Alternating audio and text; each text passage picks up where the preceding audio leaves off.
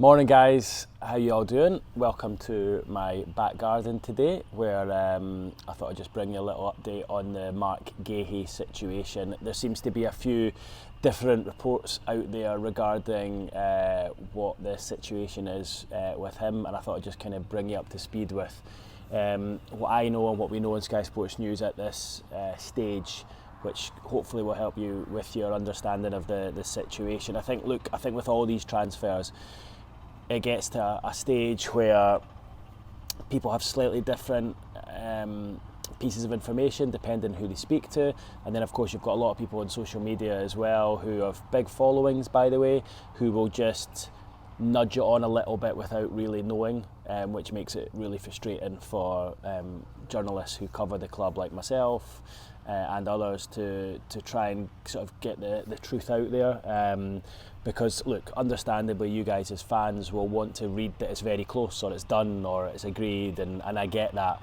but these things are never a simple process. So as I say, there are people out there who will say, a medical's booked or an agreement is placed when it's not there yet because they want to be seen to have the next or the new information.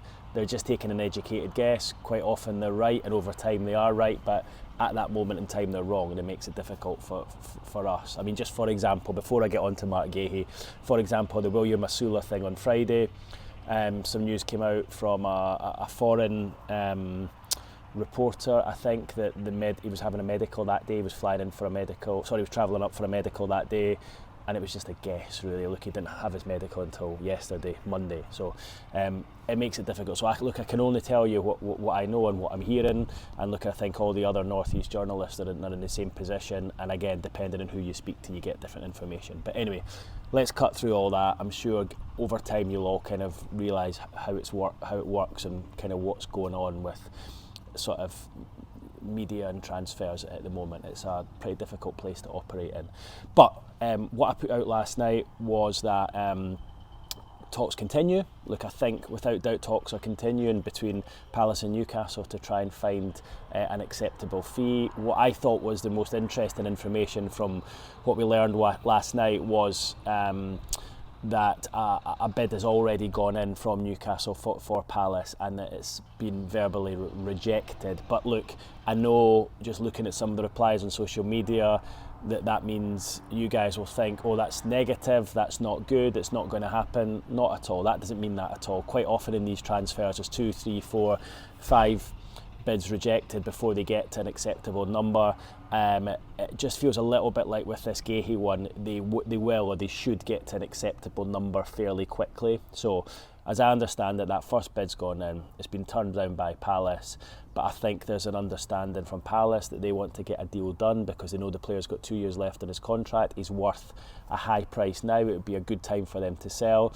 And as we know, Newcastle need to sign a right-sided centre-back now to try and just help out with the load there. Of course, they've got Fabian Schär, who's been brilliant since Eddie Howe came in 2.5 years ago, but a lot has been left to him. And then with Jamal Lascelles out until the end of the year, they need someone else in that position, and not just for the short term, but for the long term as well. Because although Schär's done phenomenally well in that position, I think everyone agrees that probably they need to get to the stage where they go to the next level, and we know that's the case further forward in the right wing position, and I think that's kind of how they feel internally within the club as well. So look, I think there's a willingness from all parties, Newcastle, Palace and the player himself, to get a deal done.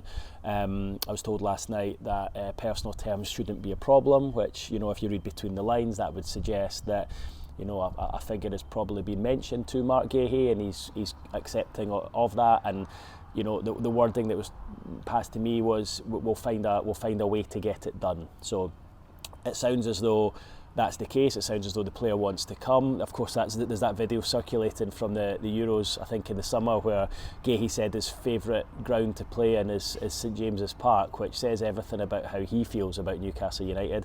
And it'll just give you a little insight as to perhaps what he thinks and what he wants moving forward. He knows a number of the players in there at Newcastle United already from his time at Chelsea, the likes of Tino Livramento, Lewis Hall, Anthony Gordon from his time both with the England full squad, and also with the under 21s or under 20s as well, should I say. So I think that will really help with his integration period. And when you look at Marc Guéhi, yes, he had a good World Cup, he was solid for England and he looked good in that back line. I would suggest someone like Newcastle is probably an ideal step for him. I know massive clubs, huge clubs like Real Madrid have been mentioned, but it felt very much to me like that was probably too big a step for him at this stage, and it feels like Newcastle would be a real coup for Newcastle to get him, absolutely, but I think for him it would just be a natural progression, and without doubt he comes into that starting 11 and absolutely improves the team. Although Cher has been brilliant, I think a back two of Guéhi and Botman with Cher and Byrne as backups is really good options for Newcastle to have. And of course you've got the club captain Jamal Lascelles when he gets back from injury as well. So just going back to my notes here and what I've been told, I've also been told that Newcastle are currently the only club at the table. Now there are other interested parties in the background, but Newcastle right now are the only team talking with Crystal Palace, which again would make me feel as though it's quite close, because last week when the news broke through The Athletic, I think it was on Friday, we were told there was a number of interested parties and Newcastle were going to face stiff competition. Well, that competition is not there at the moment. It's essentially Newcastle at the table trying to come up with an agreement. Now, I'm told that he's valued in excess of £60 million. So when and if they do come to an agreement, I would suggest it'll probably be round about £60-65 million with some potential add-ons as well. So there is a real chance that Guéhi could become Newcastle's biggest transfer ever. Of course, as we know, the record deal right now stands at the 63 million paid for Alexander Isak, which, if memory serves me correct, I think it was 58 plus 5. But if this one's going to be 60 with add-ons or 65 plus add-ons, that will eclipse that. Now, obviously, we don't expect Newcastle to probably announce that, or Palace either, but we'll try to get to the bottom of that, and it certainly feels that the numbers that have been mentioned to me from various sources would mean that Guéhi should and would become Newcastle's biggest ever transfer, the record transfer.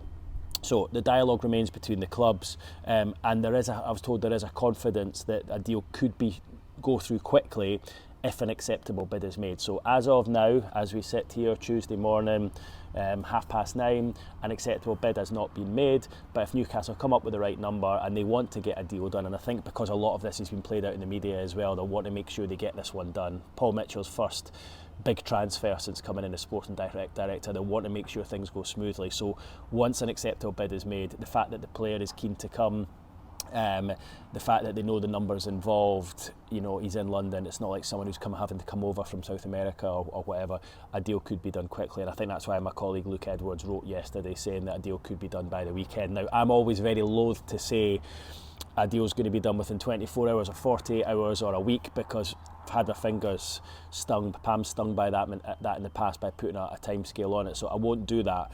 But it certainly feels like, if they come up with a number, this is a deal that could be pushed through quickly, and Newcastle could be in a position to have him involved for that match against Southampton a week on Saturday. Whether he starts, I don't know, but he certainly could be involved within the squad, and certainly get a few days worth of training in him next week. So look, I know there was a lot of sort of negative responses to my tweet. I think a lot of you guys thought I was maybe trying to tone it down, and while I'm told that an agreement at this moment isn't close, we're aware that could happen quite quickly if Newcastle come up with the right amount. So that's what I was trying to say. As it stands right now, talks of an agreement being almost there, as far as I'm aware, are premature.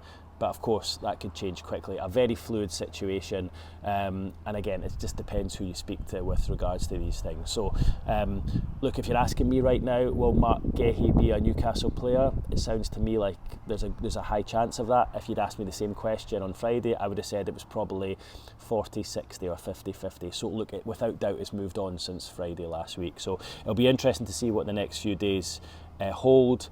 It might be one that goes on into next week, but I think as far as Newcastle are concerned, they'd be willing to wait to make sure they get a player of his quality in, because to get another England international on top of Trippier, on top of Anthony Gordon, on top of the Brazilian internationals that they've got within the club right now, is only going to strengthen the team, well, not just the squad, but the team moving forward. And I think anyone at the start of this window would have said, as long as we can strengthen that starting 11, we're moving places.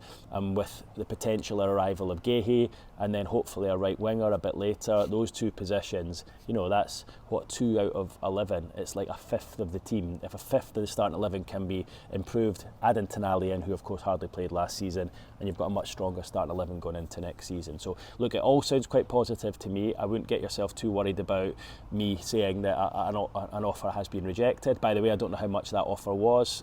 All parties were keeping that close to their chest, but if Palace are looking for around £65 million, you would suggest it's probably maybe 50 or something like that, 45, 50, but it feels like Newcastle could get there if they wanted to. So hope that makes a little bit of sense. That's where it is with Marc Guéhi. Difficult as well when there's a lot of false information put out on social media these days, and it's hard for us guys as well because, as I say, people take a punt on things, or they try to move it on, they try to guess things, and it's influential people on social media, and it can make it difficult for the people who are actually speaking to people involved in the deal. So that's where we are with Guéhi. Just quickly while I've got you, William Masula, I was on a day off yesterday, so learned this one a little bit late, so apologies I wasn't across it, but as most of you will know, was having his medical yesterday, so I would expect that one to get announced soon, probably today. So £10 million, William Masula coming in, can play wide or through the middle. I spoke to someone who's seen him a lot at Sheffield United, and he said, look, he's not ready for the Premier League right yet. However, he's had an amazing pre-season, scored lots of goals, looks like he's really stepped up in pre-season, and he said, look, it actually might be smart business for Newcastle, bringing a player in now while Sheffield United are going down, getting him on the cheap, so to speak, 10+5, rather than if he goes down to the Championship, scores 20 goals this season, they're going to want 30 million for him. So he reckons, although he didn't really cut it too much in the Premier League last season, given what the improvement in him in pre-season, and Paul Mitchell and his scouts will be aware of that, this might actually be a good time for Newcastle to do some business. So Osula in the building, having his medical tomorrow. I would expect that to be announced today, if not tomorrow. And then hopefully for you guys, you're managing to get someone in the shape of Guéhi. The big question is, on the back of that, is will Newcastle have the funds to bring in a right winger? Because we know they need to strengthen in that position. I would suggest if Guéhi is going to cost around 65 million plus, I would suggest you may have to get someone out the door before you bring another one in. Now, whether that's a Trippier or an Almiron, or Trippier and Almiron, it sounds like you probably need to get someone else in to bring the right winger in, so that might be one we see later on in the window. But look, it feels like the wheels are in motion, it feels like things are moving, and I think for you guys, for a feel-good factor, you just wanted to get a couple of new faces in just to freshen things up a little bit and make you more excited by that first game of the season against Southampton a week on Saturday. So look, I hope that clears it up. I've been taking a lot more time to answer your guys' questions and read your comments. So if you do have any more questions on this, please leave them below. If you haven't subscribed, do so already, and I'll try and post a few more of these videos between now and the end of the transfer window. Okay guys, I hope some of that made sense. See you in the next one.